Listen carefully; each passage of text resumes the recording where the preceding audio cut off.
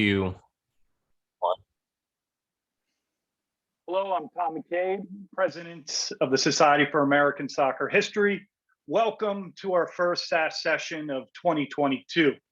Happy New Year, World Cup year to boot. Congratulations to our U.S. men's national team on their victory last night, which sets up a great match in the land of Colin Jost. The U.S. travels to Canada this weekend. Founded in 1993, our society works to promote, facilitate, and disseminate research into the rich history and heritage of soccer in the United States. You can best find us on the web at ussoccerhistory.org and on social media with our Facebook and Twitter accounts. If you'd like to join the society, a bargain at $20 per year, or renew your membership, please visit our website and hit the Join SASH tab. Thanks to Ed Farnsworth for sending out reminders over the last weeks and months. Please allow me to just give a quick update on some happenings since we last met. The Society would like to recognize our new board. Many of us are honored to continue our service, but we have two newcomers this year. Well, Brian Bunk is not a newcomer, but he has returned to the board after a year's hiatus. We'll call it his book sabbatical year. And then Jen Cooper, a journalist and expert on the women's game, is new to our board. Welcome and welcome back. The board had its first meeting of the year where we discussed our relationship with the National Soccer Hall of Fame, upcoming programs, and even some new initiatives.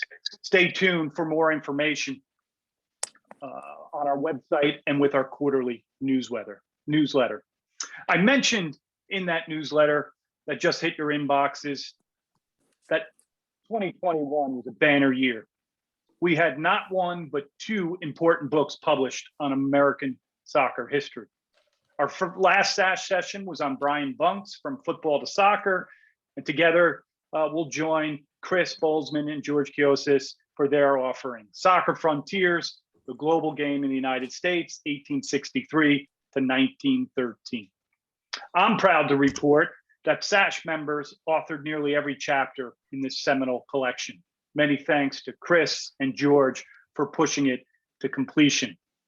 Both books are now part of the canon of the ever-growing historiography of American soccer. Please let me introduce and welcome today's presenters. Chris Bolsmann is professor of sports study in the Department of Kinesiology at Cal State Northridge, a South African sociologist, and an unabashed fan of Bruce Springsteen, New Jersey's poet laureate.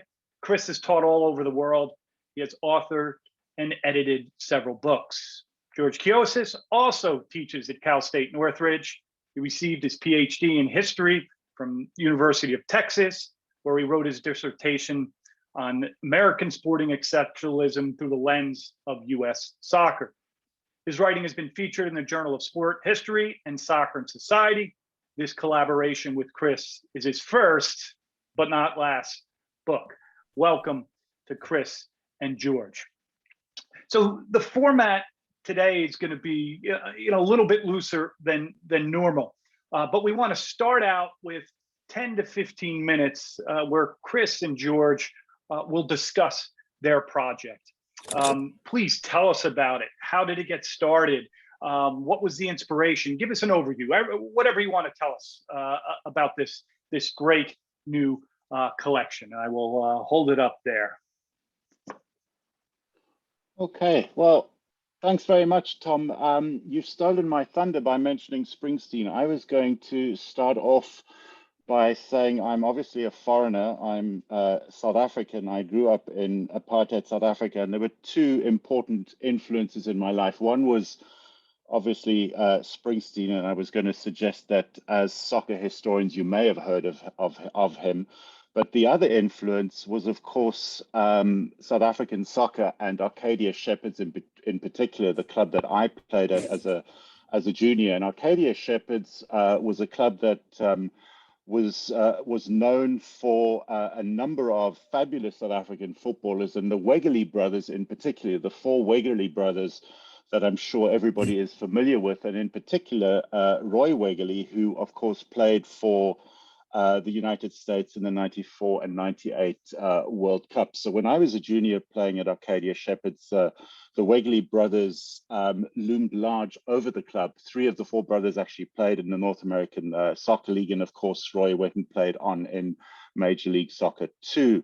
A number of my peers during that period went over to the United States and played on scholarships, and some actually went into Major League Soccer itself. So I'd always had this sort of reference to the United States, on the one hand, the music, but on the other hand, this idea of football, soccer being more important that what had been previously recognized. And I think one of the seminal texts that I've used in my work is really looking at Eric Hobsbawm and Terence Ranger's The Invention of Tradition. And I think when we look at sport, and I think the US is a good example, and South Africa is a good example too, because when we think of South African sport, we immediately think of rugby, even though there's a much longer, and I would argue more interesting history around soccer. I would say the same when it comes to the United States. And my experience of academia in the United States, the first conference I attended was in 2009. It was in Asheville rather, on the East Coast. And I was one of 2 presenters who spoke on soccer. One paper was on South African soccer, my paper, and the other was on Scottish football. And I was quite disappointed with the reception. And I thought, well, this is a bit odd, not much on soccer. And when I moved to the United States in January 2015, I was amazed at the number of football fields and pickup games of soccer and different levels of soccer, boys and girls, men and women, across Los Angeles. And I subsequently joined a Latino league. I now play for an Armenian soccer team, which is another discussion, another story in itself. But I was struck at how widely soccer was played in Los Angeles. And when George Kioussis joined CSUN in 2016, I was really thrilled to have a colleague who has an interest and a passion for studying football like I do. And we decided to put together a panel for the North American Society of Sports Histories conference in Atlanta, in Georgia. And we thought we'd get maybe 2, 3, 4 papers. We actually got 12 papers in the end. And those were spread across three sessions. And from that, George and I were thrilled by the papers. It was by far the biggest representation of soccer papers at NASH to date.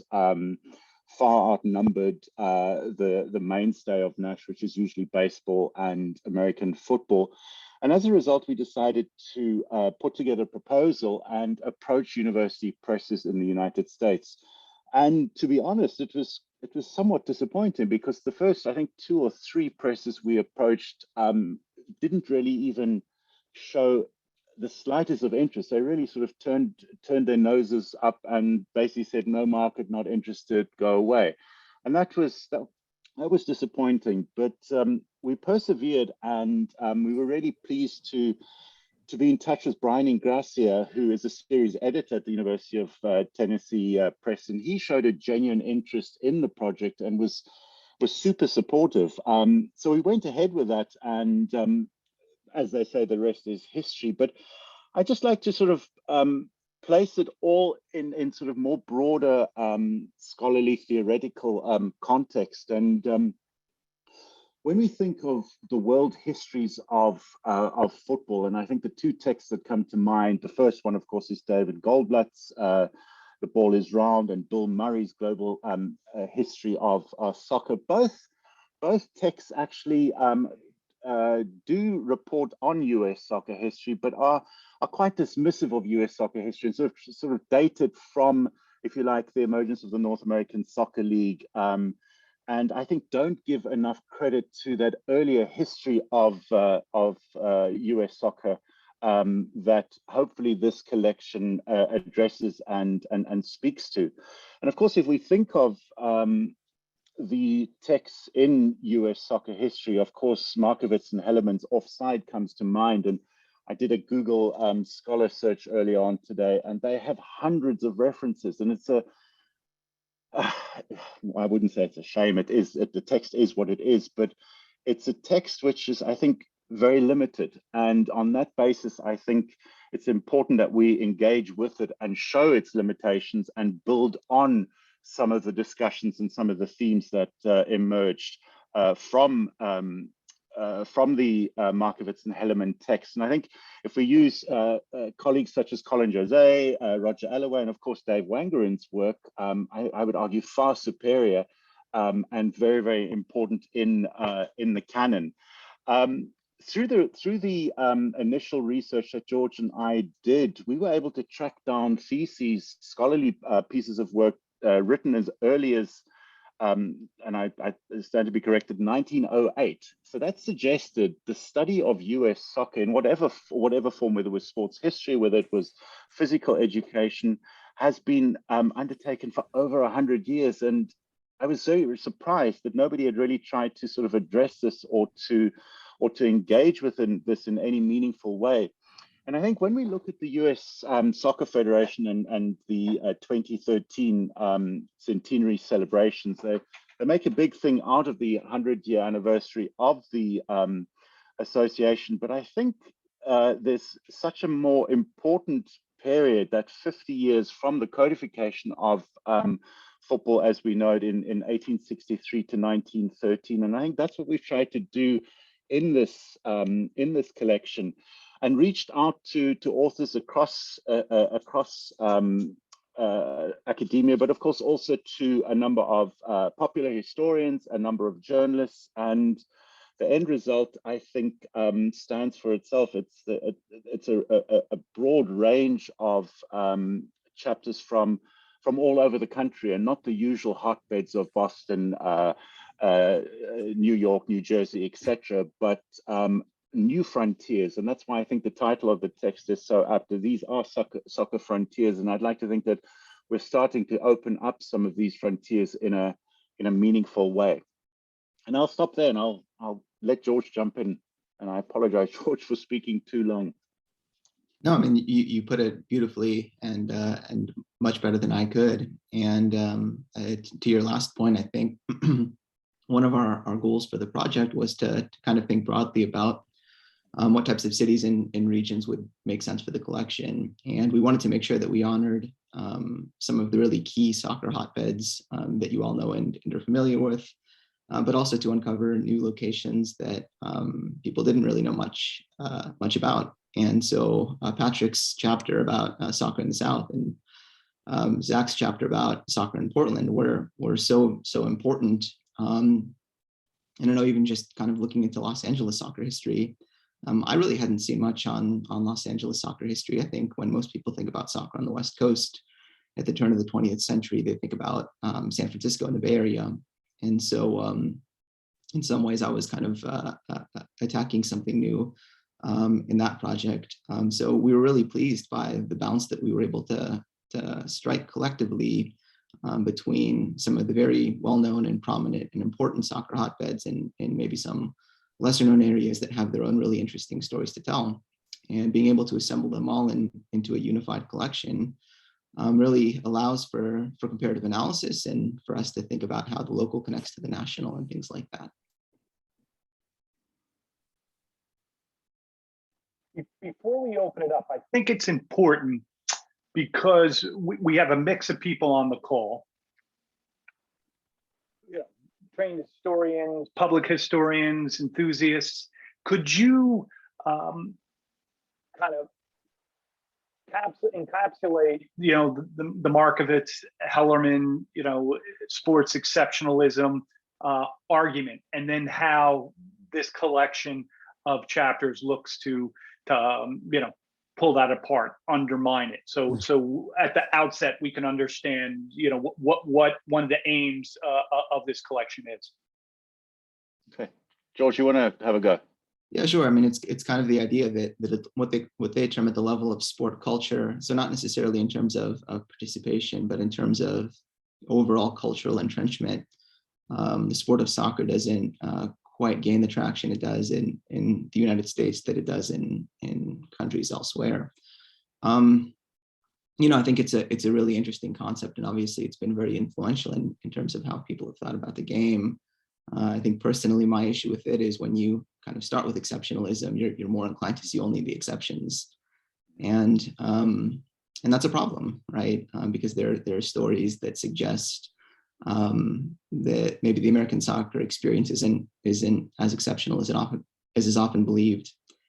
And I know, speaking personally, a lot of my work, kind of my dissertation work, has been influenced by the transnational turn in history and this idea that we really need to think and ask and probe across borders.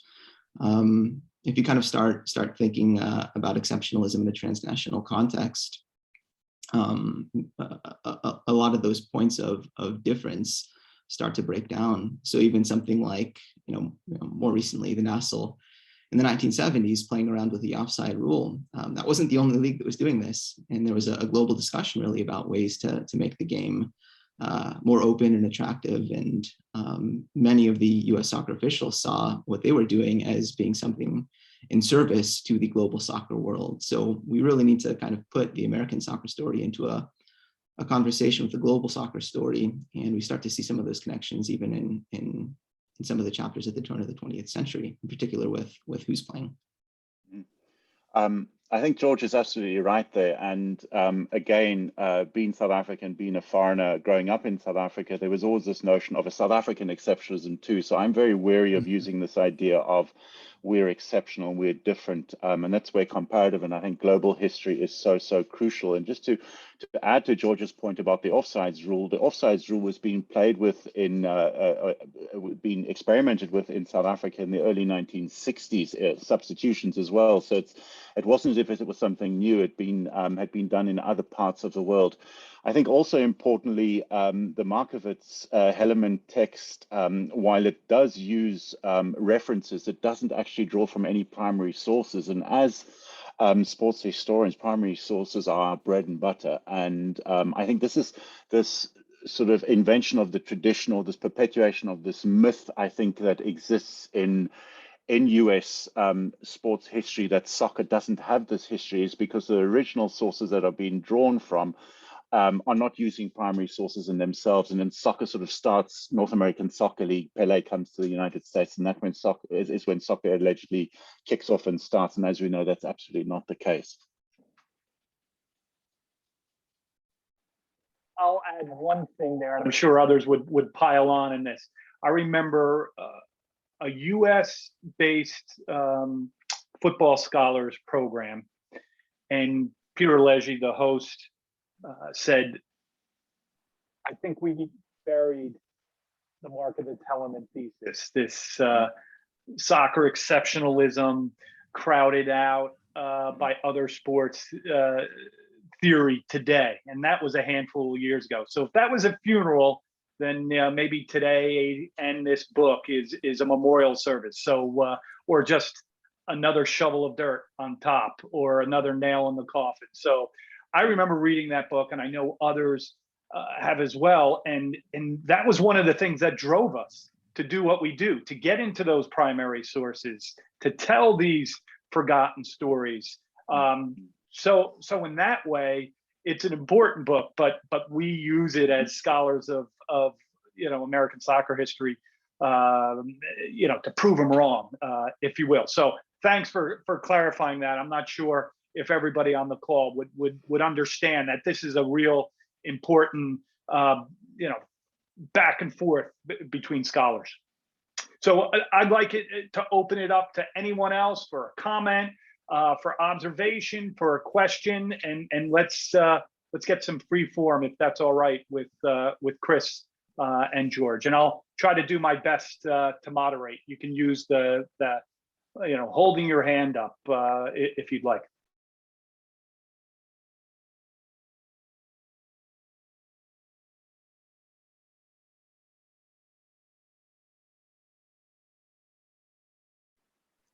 Apparently I've been going in and out. Sorry about that. David, I think David has his hand up. David Kilpatrick, go ahead. No, I didn't. I've got plenty to ask, but I think Michael and Gabe beat me. I didn't raise my hand. I didn't mean to. Sorry, so let's go Michael, Gabe, and then David. Thank you, in that order. Thank you. The question I have on the primary sources, which is because I'm endeavoring to do something similar. Which primary sources? Because I haven't received the book yet. To be perfectly fair, I ordered it. It hasn't arrived. How difficult was it for you to gain access to the immigrant newspapers and the translations and things of that nature in order to be able to come up with primary sources, if you will? I'm originally from overseas. German speaking was my first language. I've been here for many years. And I know in the general New York area, there was the German American League, there was the Italian League, etc.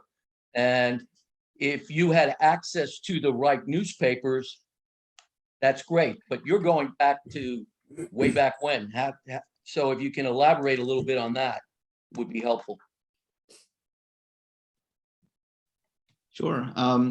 Yeah, the point on foreign language papers is a very good one, actually. And I don't know that too many of the chapters dipped into some of the foreign language papers, but you're right. I mean, those are a treasure trove, and I think good historical research on U.S. soccer and the history is going to engage with those. More broadly, a lot of the newspapers that we looked at were kind of, at least for my chapter, were digitized and available online. I know with lockdown, getting stuff on microfilm was a little bit trickier, if not impossible. But at least the newspapers that I worked with were digitally accessible. But then I was also able to track down some athletic club newspapers and things like that in special collections at the Huntington Library and meeting minutes of the Board of Education, Los Angeles School District Board, at UCLA Library and in places like that. The other kind of primary source that I saw used quite often in some of the chapters was various types of genealogical research. And again, really with kind of the wonders of digitization, a lot of genealogical research is pretty accessible these days. So old censuses, ship manifests, birth documents, marriage licenses, and things like that, you can actually find online and can kind of give you really interesting color detail about who people were, when they immigrated to the United States, if they immigrated, what types of jobs that they worked, and so forth. So I'd say in a lot of ways, newspapers, English language newspapers, still drove many of the chapters, but you also see some really interesting sources that kind of round out the analysis. Thank you. Would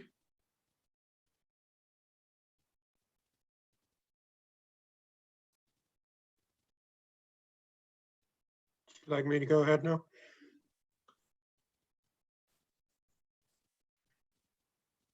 Yes, of course. Okay, that's a fun question.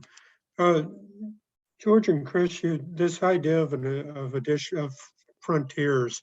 Now that we have this under our belt, and my congratulations on your all's work on this, have you been able to? Where does the research lead us now? What additional frontiers are we now alerted to through your book?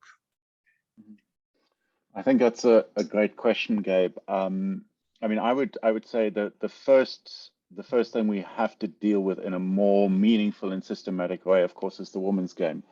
The fact that every author in the book, in the collection, the author of the epilogue is a man, suggests something. Is that and this is not only a US phenomenon, that we need to consider the woman's game in a far more systematic manner. But I also think we need to go beyond the traditional ethnic groups that we have in US soccer history, whether we're talking about the Italians or whether we're talking about Latinos in the west of the country. We have examples of Chinese playing football. We have examples of African Americans playing football. We have examples that are, I think, fascinating and absolutely under-researched. So those would be the two themes that I would push, but I'd also suggest, and this is really in terms of some of the work that you've done, Gabe, around the political organizations playing football, that fabulous paper of yours from a few years ago in Soccer and Society on socialists and communists in, I think, the Chicago area. I think that those kinds of frontiers as well, looking at, other than sports clubs themselves, but looking at maybe political organizations or trade unions, or looking at works teams. So drawing from Tony Mason's fabulous book on English football and the emergence of football in England, looking at the church, for example, looking at pubs and breweries, looking at businesses, those kinds of frontiers, if you like, I think we should be considering in more detail.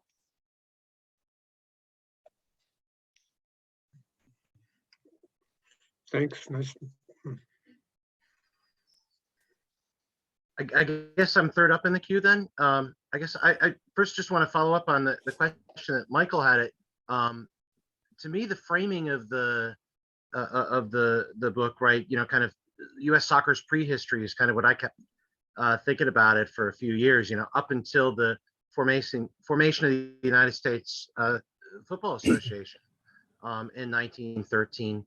So that kind of framing device kind of kept the need from looking at the New York area foreign language newspapers. I know that may sound like a poor excuse for that sin of omission. So like the New Yorker Stadtzeitung, I think, is extremely important for any work that needs to be done from any, you know, any scholarship from 1920 on, right? And again, you have to go in libraries. I don't, to my knowledge, that those issues are not digitized, but you know, you can go to the New York Historical Society or the New York Public Library and actually get those old copies of this of the Stadtzeitung. But you know, so in particular, I'm very interested in the German community, but again, there are other communities. But the evolution of football in the 19th century beyond the British Isles, to me, meant that it didn't have to go there as much. Again, that's just a bit of an excuse, but at least that's the way I'm thinking with that. And also, I just wanted to follow up too in terms of a little what the editors were just saying is that you know, there was one thing with the women's game. You know, Chris brought this up. Chris and George, I think I was probably driving them nuts. You know, the digitization of things means that you just kept finding out more and more and more. So well past the 11th hour, right? Yeah, I realized whatever about the St. George's women's game that was after the meeting that formed the USFA. It was after it, and it was like, well, do I put in a couple sentences? And you remember, I had a pretty bad injury, so I was having a really hard time using my hands at all. I was having a hard time typing, and it was well, it didn't really fit in with whatever. But I was trying to, you know, finally found what I'd been looking for, that, and it was a little after, just outside that frame, but the connection to the work with the St. George's earlier was the thing that was just so fascinating about that. Like, and again, that in terms of those frontiers or those other organizations, that, you know, football clubs with names that were the same as a particular ethnic group within a locale, that, you know, a football club may have that name, and the football club may or may not be reflected in the minutes of a particular organization, but then maybe they had you know, some teams that were representing them in a more or less official way, and then all of a sudden maybe some of their family members or what have you are all of a sudden putting together a women's football team. So you know, I think some of the fun of it was just these things coming up. I just want to make sure that everybody knows, as I know, I've worked as an editor with some of you, but I just want to express my gratitude once again to both Chris and George for their remarkably thorough, gold standard as editors. It was just such a joy to work with the two of you. And I know you had to use carrots and whips on me, and but I'm just so grateful. It was so thorough and such a great learning experience working with two editors who showed so much care for the project. So all that said, I have a question for both of you. As there were new surprises popping up all the time, what surprises were there for you in all these chapters? Such a phenomenal learning experience working on it, and then reading all the other chapters. There's so many great things in here, but I'm curious in terms of, for the two of you, what passages may stand out as the real kind of eye openers. Whoa, didn't expect that. That's a great question. I mean, I'm just looking at the contents page, David, and just quickly, thank you very much for those kind words. But an edited collection is only as good as its contributors. So without the contributions, we wouldn't have had this collection. So all of you made it. So thank you for that. But in terms of your question, I mean, I think Patrick Sullivan's stuff is, I don't know if Patrick is on the call, and maybe Patrick can jump in. I'd love for him to speak a little bit here, but his chapter on soccer in the sunny South, who would have thought about football in the South, right? It was absolutely fascinating. Zach, of course, is chapter of football in Oregon, and I'd love to hear Zach's thoughts on that, particularly with the Timbers and the Roses. Is there any discussion, or is there any link to that prehistory as we've been referring to? So those, I mean, all the chapters are very strong in my opinion, but those two chapters in particular I thought were absolutely fascinating. So I don't know, maybe Patrick or Zach can jump in, or George, you too. Sorry, apologies.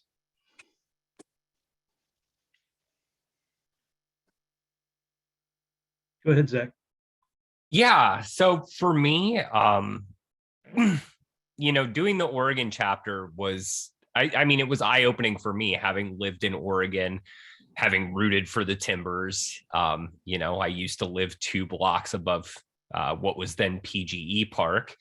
And, seeing that through line, especially for the location where what's now Providence Park is at, what was then Multnomah Field, but seeing that connection of this plot of land, this pitch has been played on for over 125 years at this point, almost 130 years. That was the thing that I think that's the kind of the chain that follows through, is sort of, these spaces, the frontier was creating that hallowed space that early, and having it be such a consistent space for playing the game throughout the city, even though, it's also been used for baseball and American football and so many other things. And, to speak as well about the resources and everything, for me, the digital archives were huge. And the fact was, at the time I was also working, when I first drafted the chapter, I was still working for the University of Oregon archives. So I had access to a lot of materials there that, now that I'm at Penn State, I couldn't write that chapter, out here with the resources that I have access to. So I think part of it, part of the stories that we get are a condition of just where we're researching from. And I think that was so huge for getting that chapter locked in.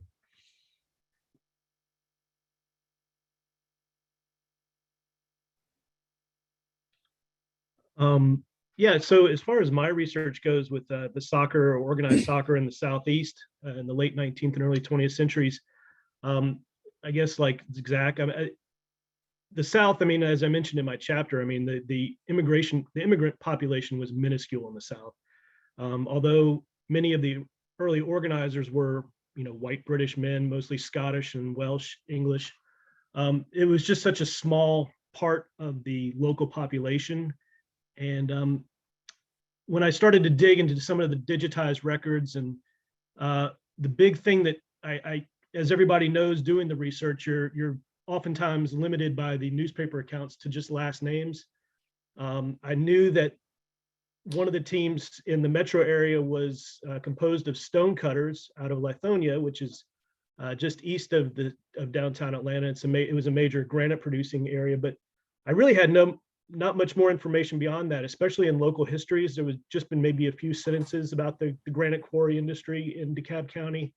Much of that was associated with the Venables ownership of Stone Mountain in Lithonia. The Venables were the founders of the Ku Klux Klan. And so for me, it was really kind of uncovering that history, a lot of, I mean, again, I haven't found much that had been written about it regarding the Venables bringing stonecutters from Aberdeen over to Georgia in the 1880s. These guys were the early ones kind of organizing, playing, I'm guessing, you know, local games or wherever, and then being involved in the organization of the Atlanta League in 1907. And so I had to really dig a lot. Talking about sources, I'll just kind of wrap up, but one of the main sources that I really relied on was union journals for the paving cutters industry, which were housed at Johns Hopkins University. I had to contact a local researcher, a student researcher, and have them really photograph sections where Lithonia and Stone Mountain were mentioned in there. And I was able to pull more and more names and kind of create some structure to my research about the players and the league and how it was associated with the union. And then also just having some luck reaching out, like we talked about with genealogical research. I would just kind of call people, and I managed to call one woman, and she was, I called her brother. He didn't know anything about their father maybe playing soccer, but he said, well, my sister kind of is the family historian, and he put me in touch with her. I called her, and she brought in all of these photos of her grandfather and her father, who were Welsh immigrants, plus just tons of photos of them with their coworkers and relatives, brothers, Welsh Bibles, things of that nature. All of this information that really was just kind of eye-opening. And to me, I feel like I really owe her a debt of gratitude, because that was what, even before looking in the union journals and things of that nature, she was the one that kind of helped me get started on my research of who these people were, because there just was not much about them at all.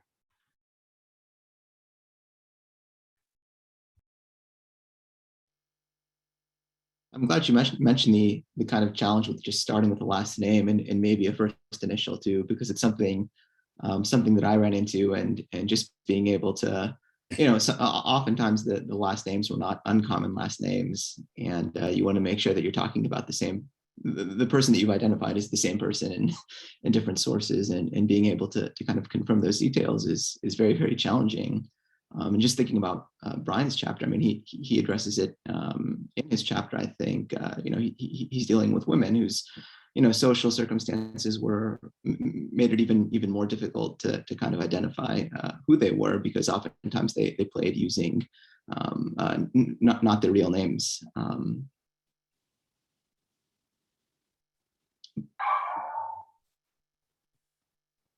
I think, Christopher, you have your microphone on. We can hear your dog or somebody's dog.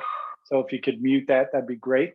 And then let's get another round of questions. Great questions, great responses. Let's keep going. Anybody would like to chime in, go ahead.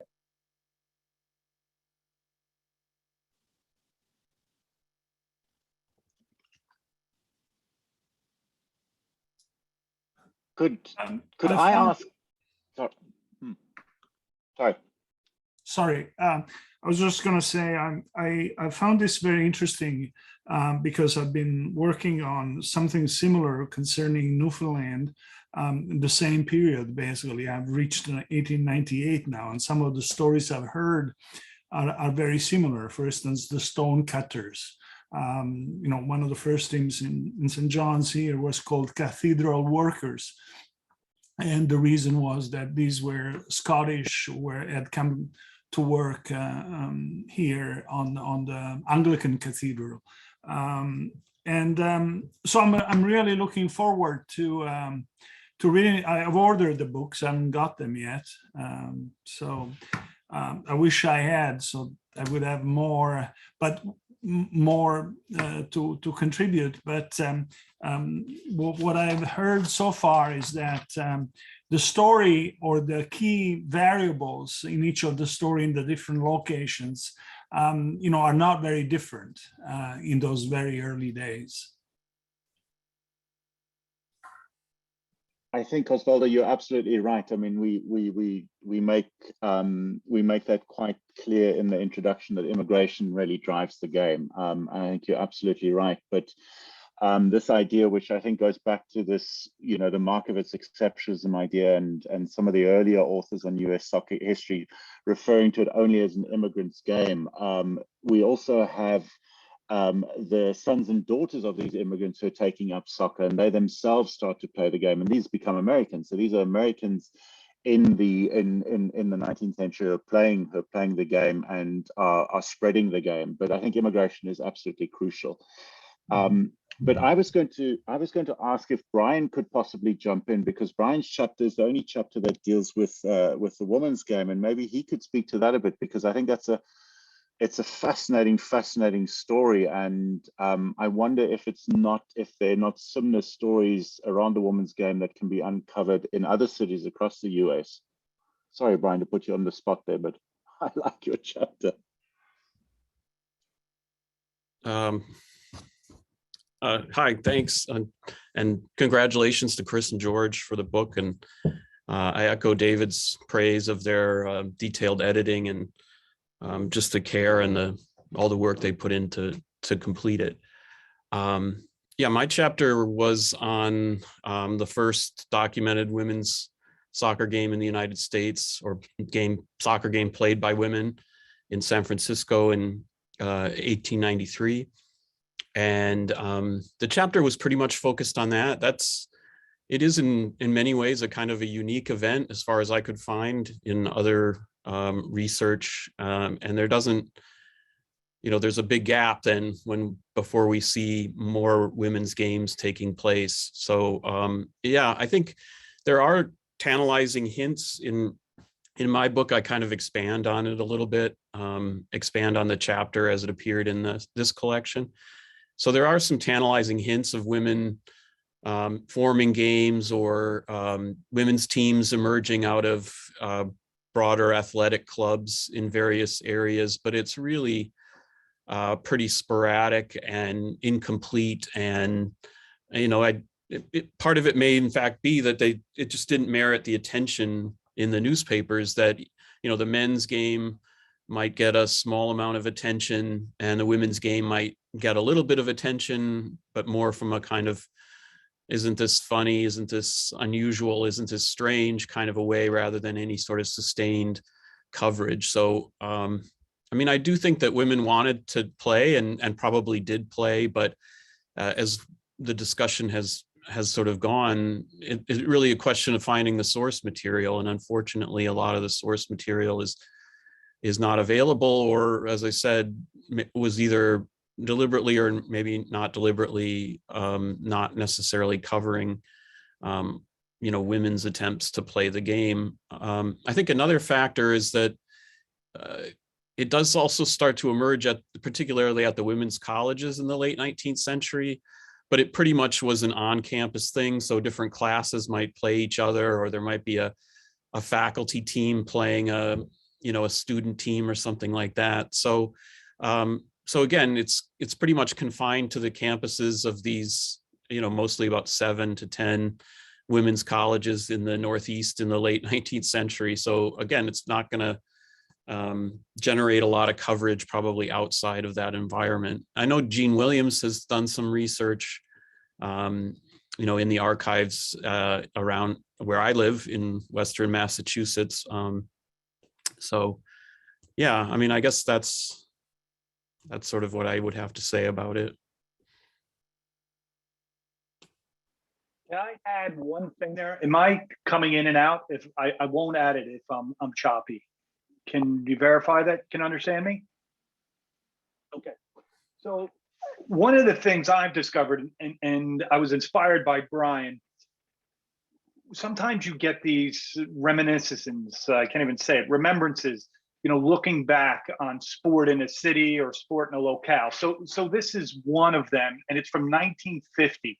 And at the very end, there's a few sentences about this family of athletes, including a young girl, Grace Hawthorne, playing soccer, playing baseball, playing American football. So I got to go and find her, right? So then you go to the census and try to find her. And she's right near this cathedral where they were playing on what they called Bishop's Lot, the big cathedral in Newark, New Jersey.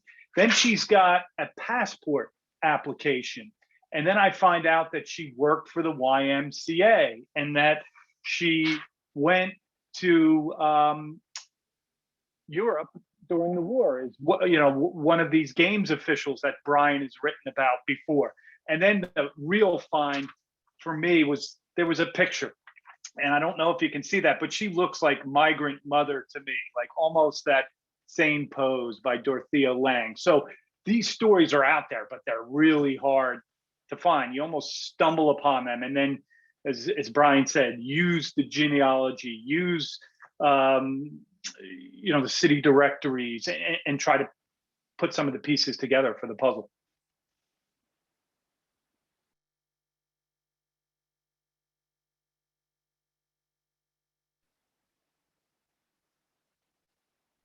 I have a question for George and Chris. Was there any topics or any areas or any places that you wanted to include but couldn't include for some reason or another?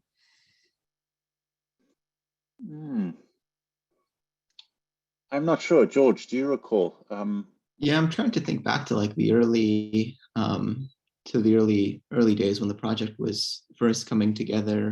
And I want to say that there was maybe one scholar who was looking to do a chapter on soccer, and I'm trying to maybe another chapter in the South or maybe in the Midwest. It's been a while, and the issue is just kind of finding adequate source material to run with that. And so in some sense, if you look at kind of the geographic spread of what's there, it's primarily the coasts with a couple key Midwestern hotbeds, and then you have the one chapter on the South. But that's the one that I recall. I think also, I mean, George and I consciously had the cutoff date of 1913, and George was able to track down this absolutely fabulous image of a footballer in St. Louis, as I recall, and we were convinced that this was going to be the cover of the book, and then we realized it was 1914 or 1915, and we had a long heart-to-heart discussion, and could we squeeze it through? And then I think we both agreed that we couldn't. That was not right. So I think there are a number of events and incidents that take place after 1913, and particularly in relation to tours. I mean, the tours is something that I'm really interested in, and I'm not talking about the Corinthians and the Pilgrims. I'm talking about tours from Mexico, for example, and of course from Austria, etc. But we had to limit ourselves in that sense, and I think I'm glad that we actually did, because we sort of confined that period and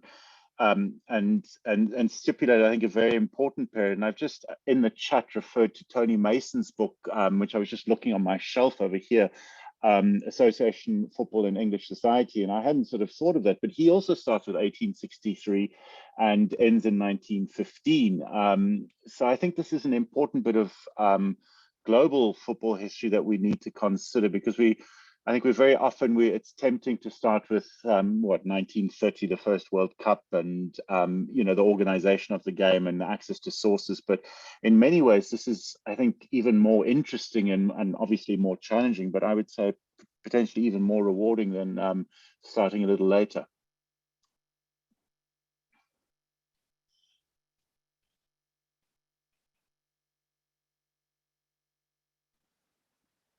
Again, the floor is open for questions, comments, experiences. And as we get some folks, in the email, there was a discount with the book. I know a bunch of people said that they've ordered it and are waiting for it to arrive. But if you go back into that email, there is a discount code. So if today's discussion inspires you to buy the book, that is wonderful. There is a discount code in that email. Sorry, I just have a very practical, logistical question. I saw this is being recorded. How is recorded? How will it be shared afterward? By email to the participants, or posted somewhere, or not? It gets posted on the Society webpage. There's a tab that says videos, and we have a YouTube channel, which will have all our our sessions plus other videos there. It's getting to be quite the good collection. Thank you.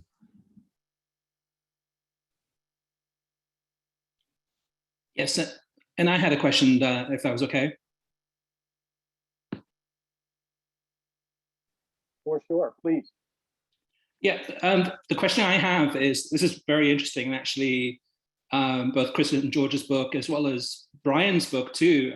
Recently, I watched the recording of the kind of discussion about his book.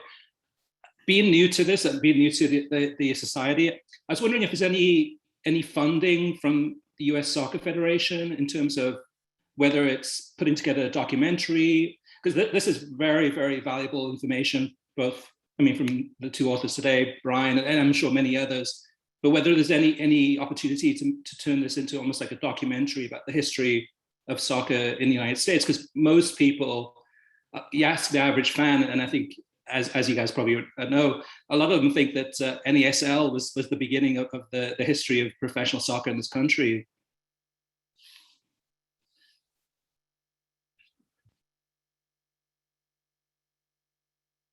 Yeah, and I just want to see if there's any any feedback on that, because I'm relatively new to these topics. One might cynically say that some would like to think soccer began in 1994. Yeah. Right. Yeah, I think, the funding available from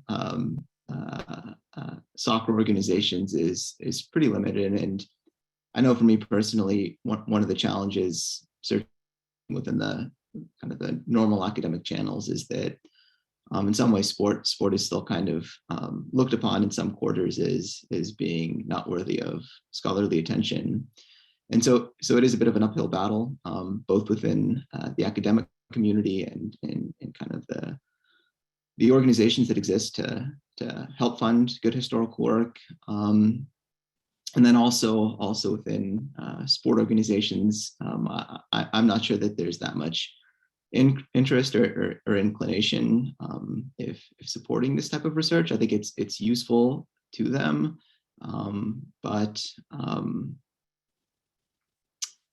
I think they have other priorities, and it's kind of been an ongoing discussion within the organization and among many of us, usually over beers and in pubs and places like that. I'll add a comment to that. I mean, the reason why 2021 was super important was we have these two scholarly books, right? That should go right next to one another on the bookshelf, right? Brian's book, and then now this collection. Before that, a lot of the history was written by journalists who were interested in history, right? Roger, Colin, and others that have been mentioned. Together, obviously, they're painting a fuller picture. I've dabbled a little bit in the documentary storytelling, which I think is another really important way to get this message out, right? It's visual. There's a different type of storytelling going on. So I would love to see more of that as we move towards 2026, which will be a really important threshold, for people in the society and others to really get our long, varied, and interesting soccer history out there to folks in all these different channels, whether it's the scholarly work, coffee table book, readable narrative, a documentary. So keep doing the good work, everybody. If I could. First to Mr. Harris's comment or observation, you've got about as much chance of getting money from US Soccer as you have and the group here going to the moon. There is no interest, no background, no, recognition for any of that stuff. They just don't have a clue about that. I worked there for 12 years, 2 different times. And I'm just telling you, good luck with that. It might not be in my lifetime, although I'm 70. Number two, and it just happened when Tom talked about 26.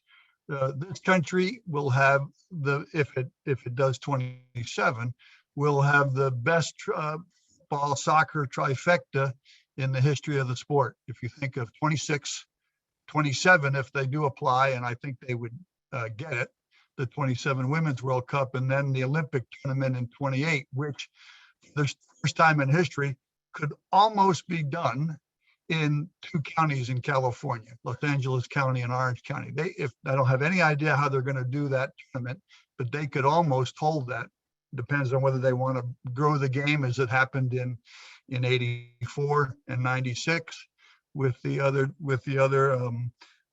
outside venues. That'll be a cost factor, I'm sure, to them only, and what television tells them. But this country faces the best trifecta in the history of the sport, and you guys should be prepared for it. Thank you.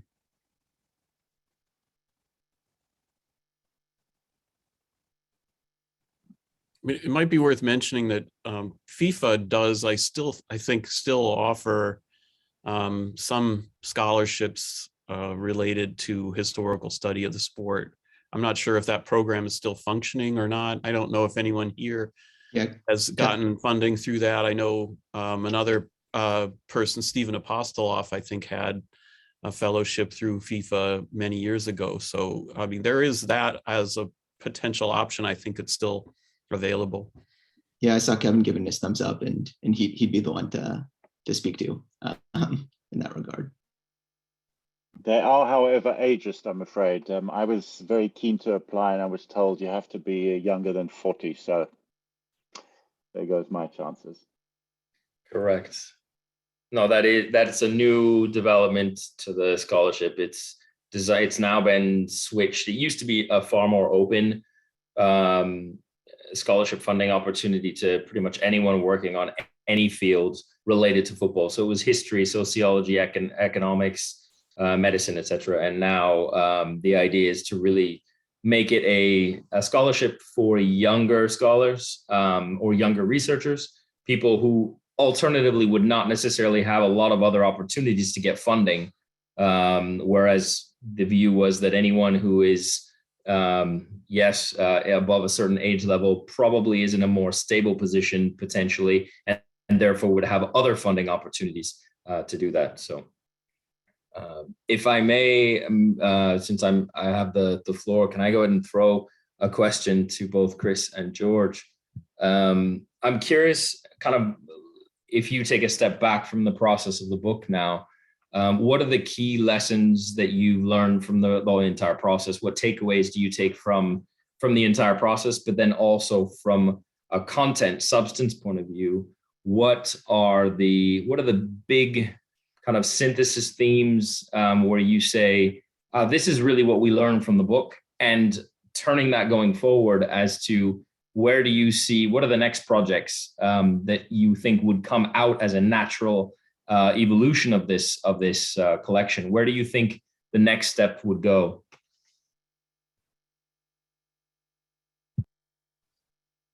I'm happy to kick off. David mentioned carrots and sticks. I don't think we used any sticks. If I did this again, I'd be using the stick in a far more effective way. Joking aside, I think more seriously though, as I say in the conclusion, I'm just going to read that one sentence which says, "We did not claim this to be an exhaustive examination of the development of soccer across the United States between 1863 and 1913. In other words, this is an early one of the first foray into this field, and I look forward to the reviews and the critiques of the text, because I think there's so much more out there which we have not been able to uncover.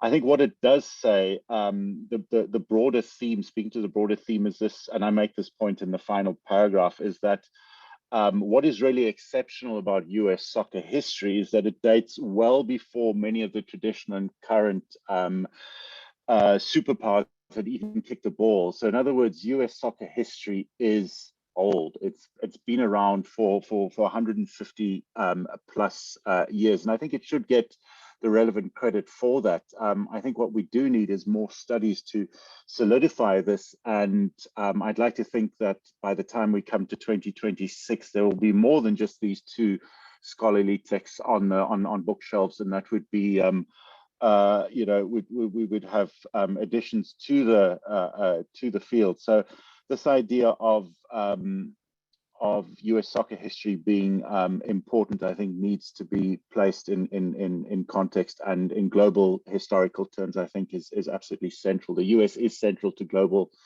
football history.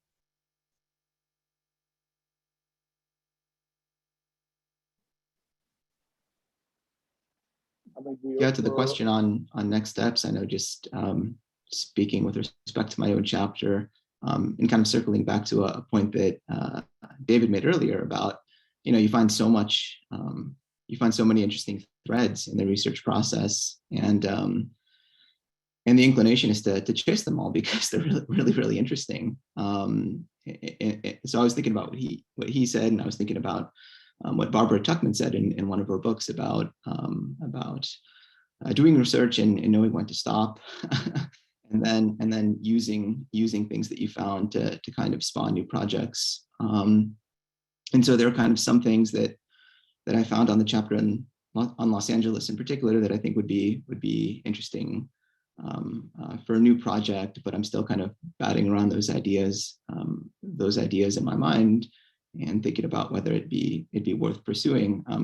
There's one point in particular that I didn't really hit on the chapter, but I thought was kind of interesting. And in a lot of the chapters, you see the game essentially growing around specific industries, specific groups of people, textile mills, shipbuilders, and so on and so forth. And in Los Angeles, I didn't get the sense that was the case at all. It was kind of this random grouping of people that moved west for various reasons. And kind of taking that idea and playing with it, I think would be interesting, but I'm only just starting in that regard.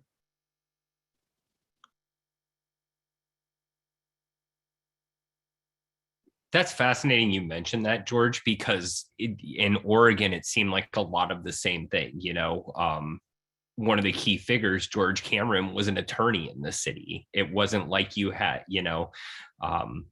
there wasn't any one specific industry that seemed to predominate the sponsorship or where players were coming from. So I think it'd be fascinating to look into that further if that's, unique to West Coast development of the game. I'll just piggyback on that. Those two, Zach and George, in Atlanta or in the Southeast, what I noticed is a bit of a similar situation where you had the Atlanta organizers. We talked about Lithonia, which is west of the city and was labor-based. The Atlanta organizers are all skilled professionals mostly. And they also were very involved, many of them, in trying to establish or promote a regional league in the Southeast. And that is not something that despite having very few members, or comparatively few members to Birmingham, Alabama, which had a very large league and one that ran for quite a while between the 1890s all the way up to the mid 1930s and had first and second 11s and so forth. But there was no real, among those leagues, which were again more union and labor based, there was no real effort to promote the league, to engage in any kind of real organizing effort for a regional league or things of that nature. It was much more insular in its character, as opposed to, like I said, the professionals, similar to what George and Zach were saying in the West, those in Atlanta who did have more of that, I guess, that vision for what soccer could be in the Southeast.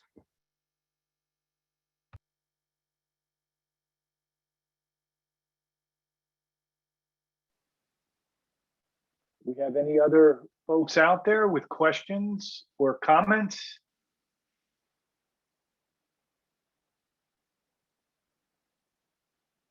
We are past the hour mark.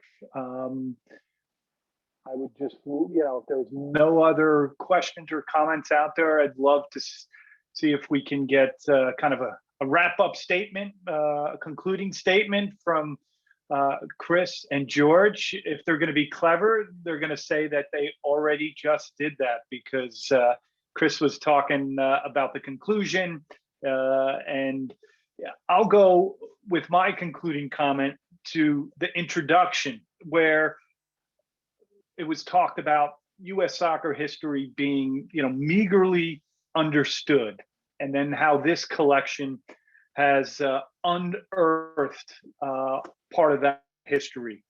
So we have a lot of digging and finding and discovering and researching and writing yet to do, but I think it is better understood for this collection.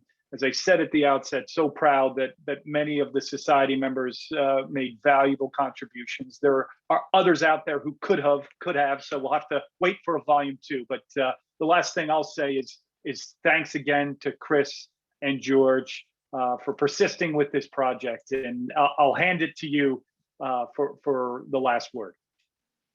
Thanks very much, Tom. I mean, I would again refer to C.L.R. James's seminal text Beyond a Boundary, and that is taking sports seriously, and obviously in his case is taking cricket in the West Indies seriously. And I think we need to take soccer in the United States seriously, because it has a long, serious history that the authors have demonstrated is there, and there's much more to be untapped. So let's take this game seriously.